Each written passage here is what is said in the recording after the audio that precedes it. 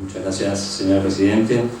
Quisiera sumarme a los agradecimientos de mis colegas, tanto a la ENUR como a la OEA, por invitarnos a participar y compartir con ustedes un espacio de diálogo en materia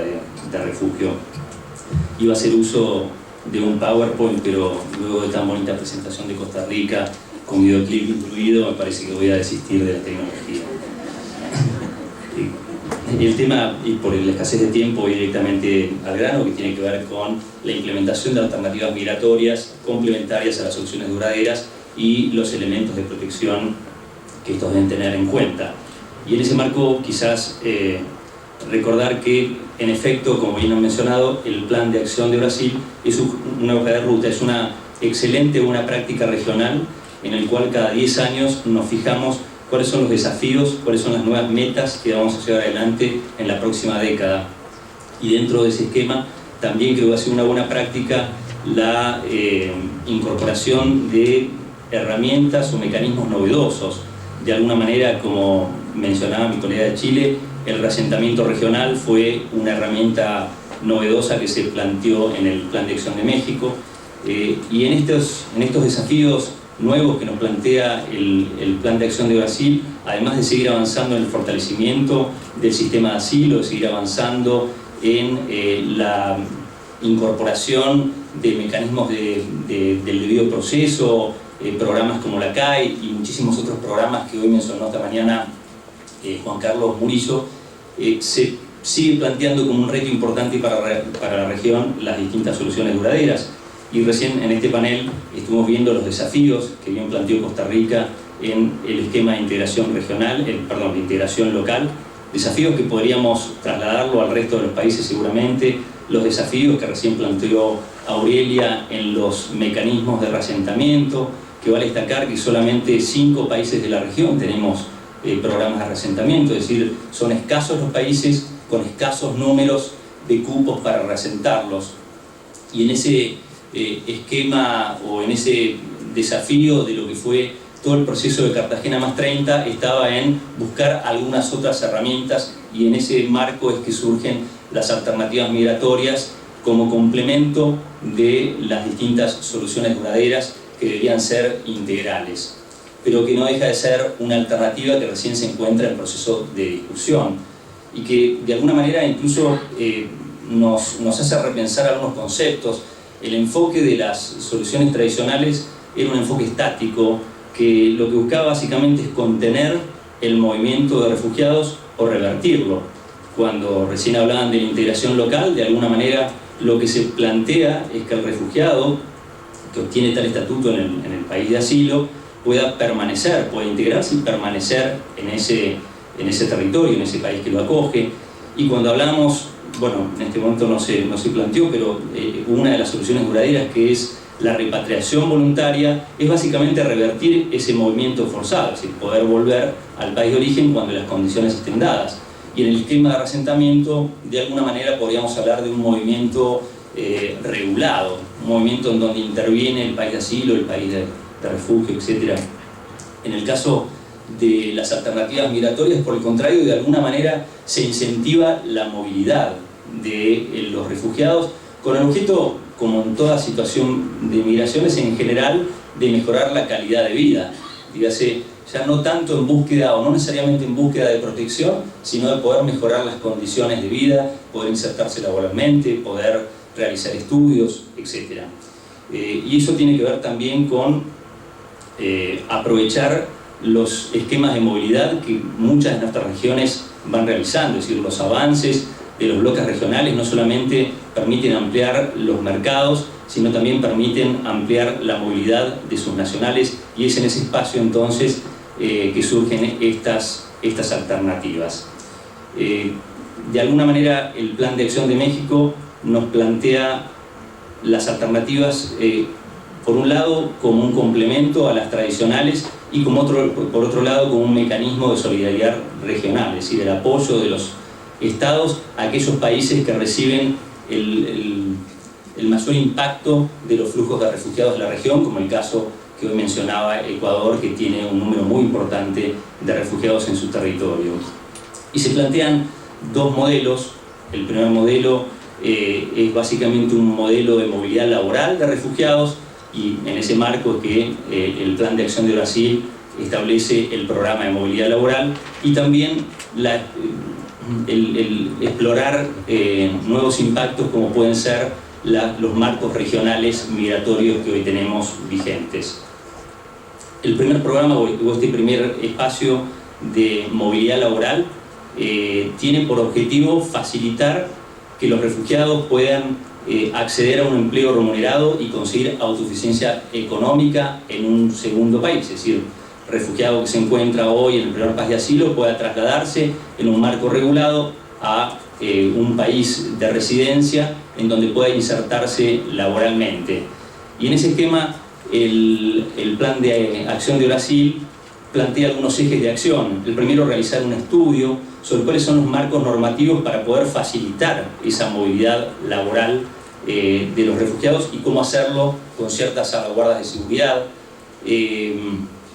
Plantea la necesidad de identificar cuáles son las obligaciones de los países o del país de asilo y cuáles son las obligaciones del país de recepción, identificarlas y ver cómo trabajarlas a nivel regional.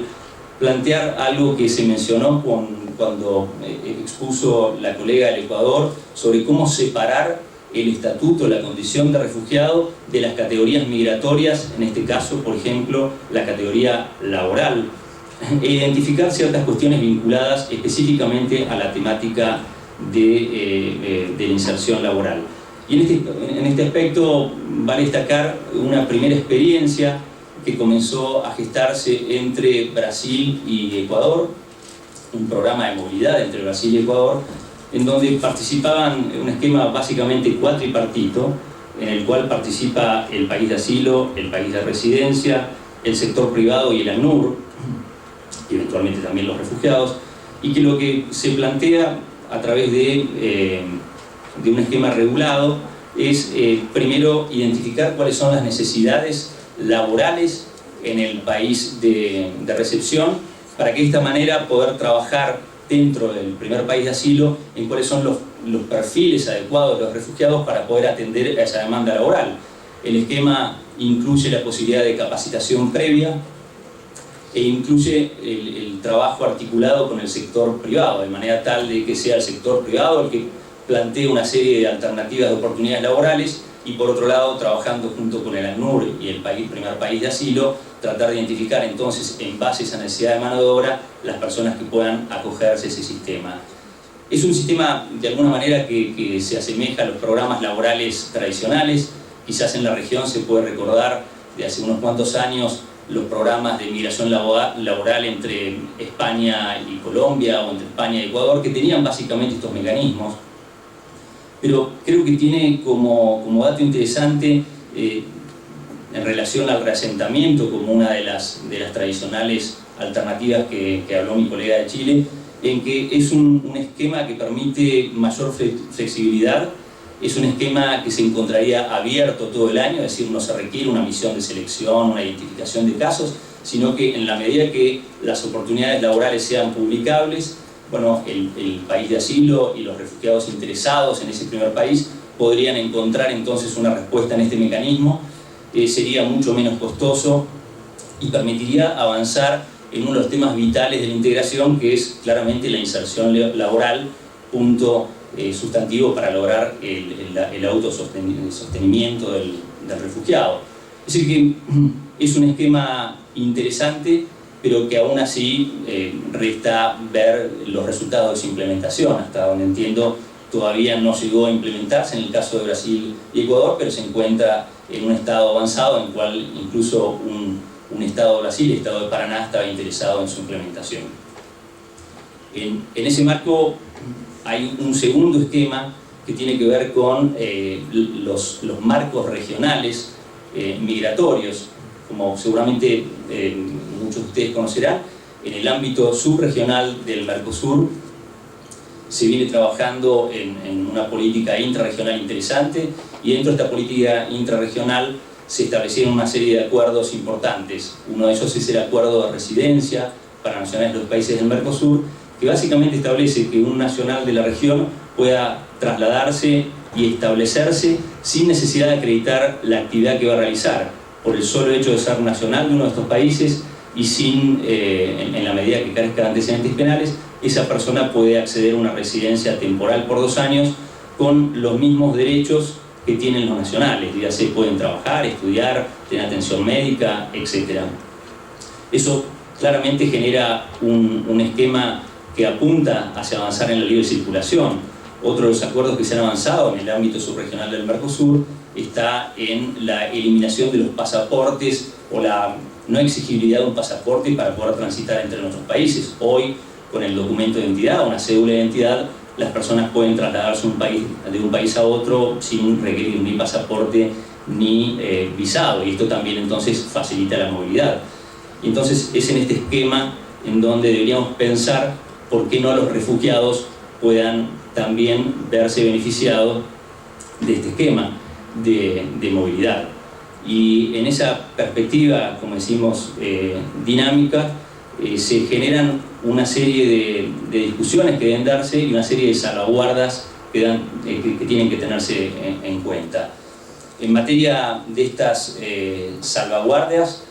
lo primero que debemos tener en cuenta tiene que ver con que esa persona que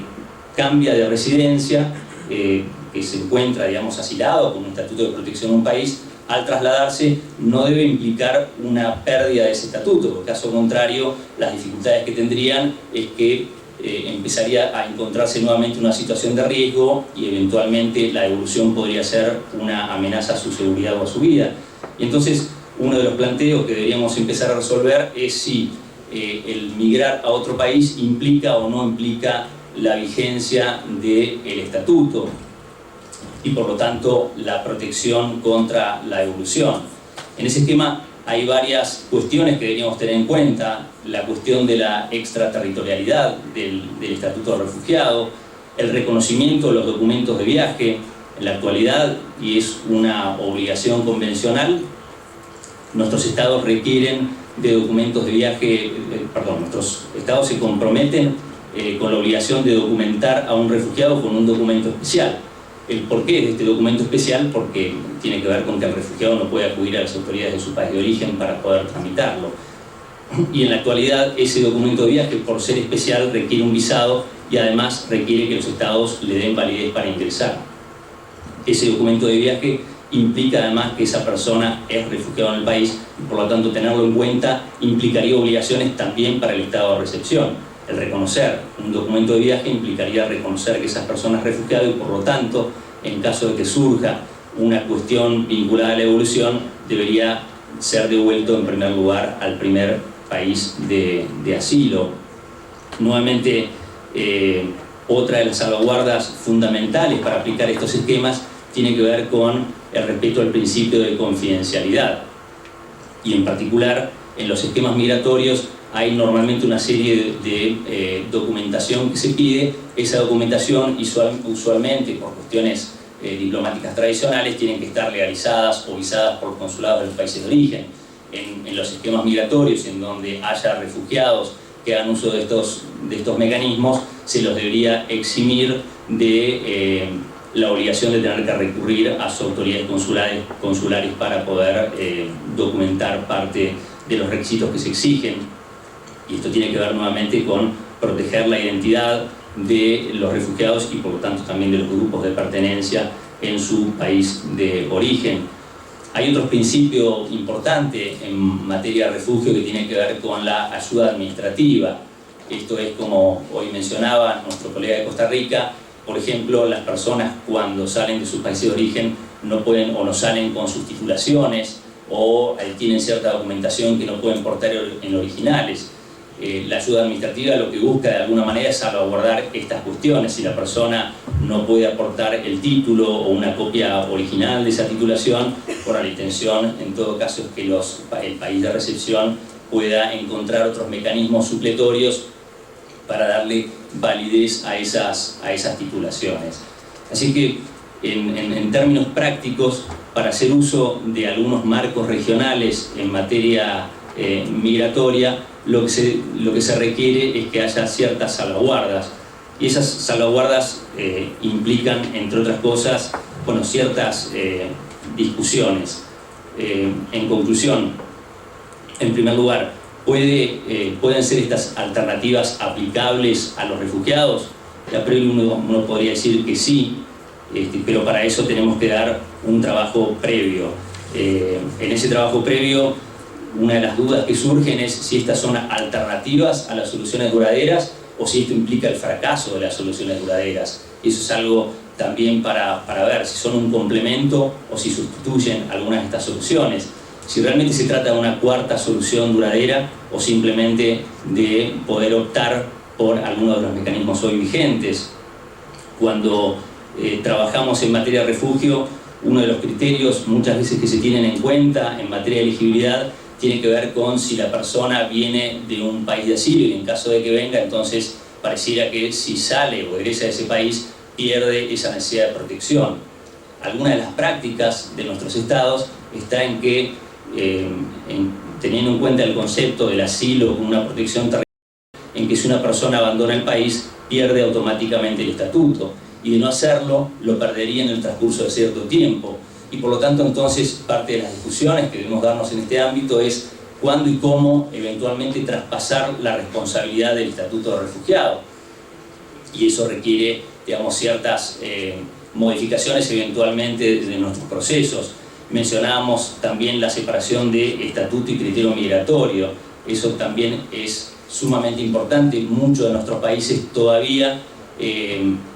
no hacen esa distinción, y por lo tanto el acceder a una residencia implica automáticamente o la renuncia del estatuto o la pérdida del estatuto, y por lo tanto entonces parte de estos esquemas requieren esas modificaciones de nuestros esquemas. Así que la posibilidad de avanzar en la aplicación e implementación de alternativas migratorias que complementen las soluciones duraderas están en tener algunas discusiones previas que tienen que ver con algunos de los criterios actualmente vigentes en materia de protección, con algunos replanteos en materia eventualmente de determinación, con la asunción de algunas obligaciones, por ejemplo, de respetar la extraterritorialidad del Estatuto de Refugiados, y eventualmente con generar un marco legal a través de acuerdos bilaterales, que podría ser en el caso de optar por una movilidad laboral bilateral, como el caso que se planteó entre Brasil o Ecuador, y avanzar en nuevos marcos regulatorios regionales en el caso de aplicarlo a acuerdos existentes en materia migratoria, como en el caso del Mercosur, el acuerdo de residencia o el acuerdo de documentos de viaje. Es un desafío para la región ver cómo entonces seguir trabajando en mecanismos que sean novedosos y que permitan a los refugiados acceder a mejores medios de vida. Muchas gracias.